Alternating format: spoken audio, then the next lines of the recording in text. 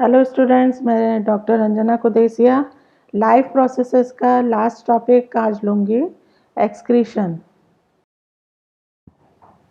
Photosynthesis और respiration की process में गैसियस वेस्ट रिलीज होते हैं। इनमें कार्बन डाइऑक्साइड और ऑक्सीजन गैसेस होती हैं जो कि एटमॉस्फेयर में रिलीज होती हैं। इसके साथ साथ बॉडी में होने वाली मेटाबॉलिक एक्टिविटीज़ में नाइट्रोजनस वेस्ट रिलीज होते हैं और इन नाइट्रोजनस वेस्ट के रिलीज होने की जो प्रोसेस है वो एक्सक्रीशन कहलाती है।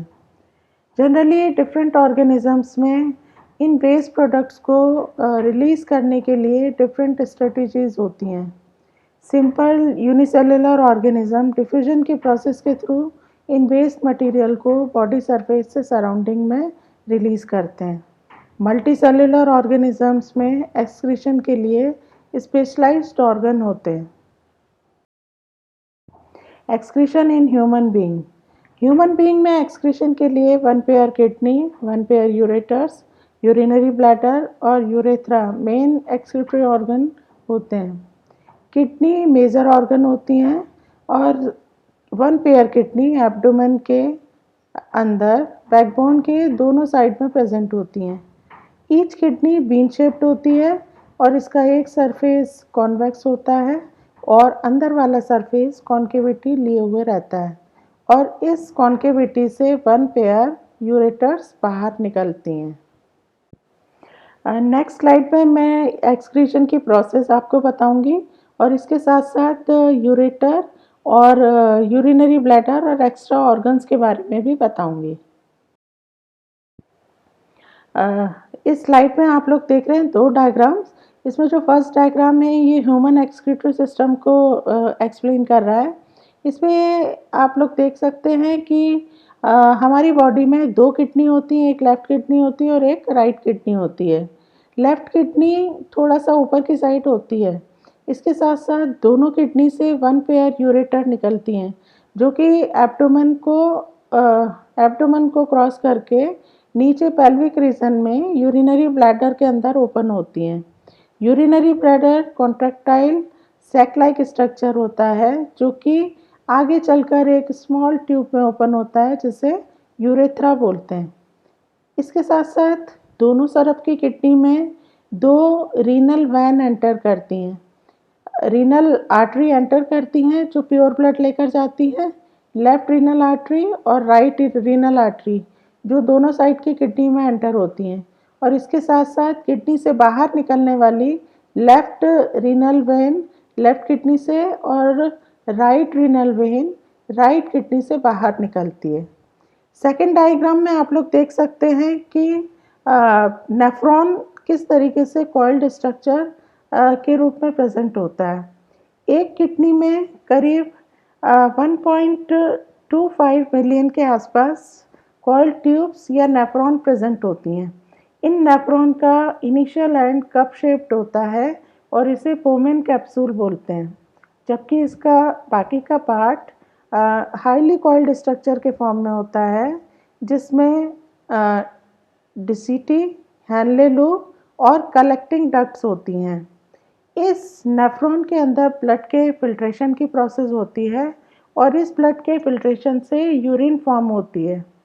बोमेन्स कैप्सूल के अंदर रीनल आर्टरी की एक ब्रांच एंटर करती है और इस रीनल आर्टरी में प्रेजेंट ब्लड का फिल्ट्रेशन होता है।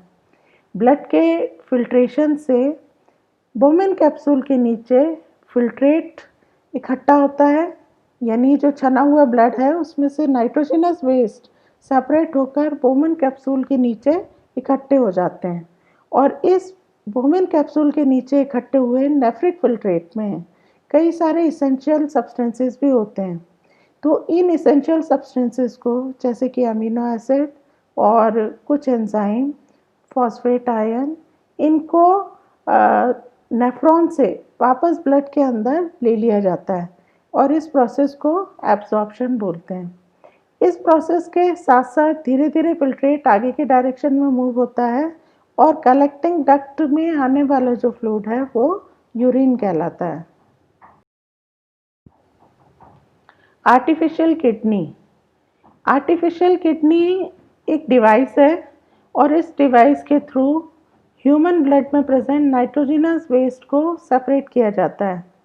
ऐसे पेशेंट्स जिनमें इन्फेक्शन के कारण या इंजरी के कारण या रेस्ट्रिक्टेड ब्लड फ्लो के कारण किडनी फेल हो जाती है या किडनी काम नहीं कर पाती, ऐसी कंडीशन में बॉडी के अंदर पॉइजनस सब्सटेंसेस इकट्ठे होने से डेथ तक हो सकती है।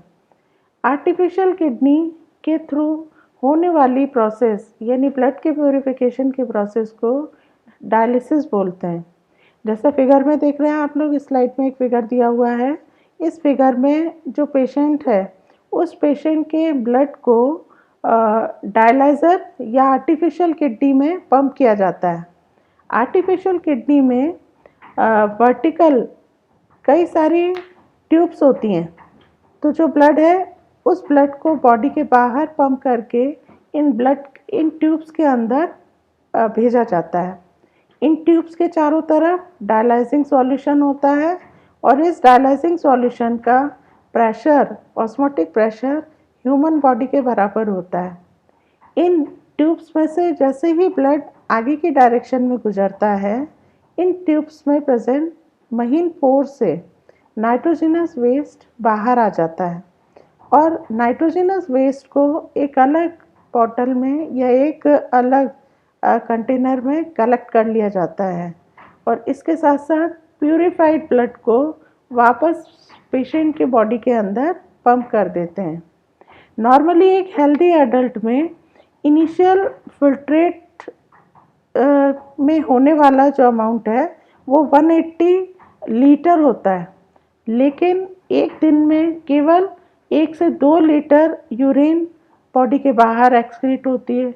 इसका मतलब ये है कि बाकी जितना भी नेफ्रिक फिल्ट्रेट है वो वापस किडनी के ट्यूब्यूल में रीअब्जॉर्ब हो जाता है। एक्सक्रीशन इन प्लांट्स में एक्सक्रीशन के लिए ऑर्गन्स नहीं होते, लेकिन वेस्ट प्रोडक्ट्स प्लांट्स में भी बनते हैं। प्लांट्स में बनने वाले जो एक्सक्रीटरी प्रोडक्ट्स हैं, इनमें ऑक्सीजन और कार्बन डाइऑक्साइड फोटोसिंथेसिस और रेस्पिरेशन के थ्रू बनते हैं और ये एटमॉस्फेयर में जाकर रिलीज़ होते हैं। इसके साथ साथ ट्रांसपिरेशन की जो प्रोसेस है, ये एक्सेस वाटर को रिलीज़ करने की प्रोसेस है। प्लांट बॉडी के अंदर मेटाबॉलिक एक्टिविटीज़ में कई सारे वेस्ट बनते हैं और ये वेस्ट प्लांट के डेड टिश्यू के अंदर स्टोर हो जाते हैं। जैसे लीव्स के अंदर जो डेड टिश्यू है, जब लीव्स शेड होती हैं, झड़ती हैं, तो लीव्स के शेडिंग के साथ ही ये वेस्ट प्रोडक्ट्स प्लांट से रिलीज़ हो जाते हैं। इसके साथ साथ लिविंग सेल्स के अंदर वेस्ट प्रोडक्ट सेल्यूलर वैक्यूल्स के अंदर स्टोर होते रहते हैं। कुछ और वेस्ट प्रोडक्ट्स जैसे कि रेजिन और गम्स वगैरह प्लांट के पुराने जाइलम टिश्यू के अंदर, जो डेड जाइलम टिश्यू है उसके अंदर स्टोर होते रहते हैं।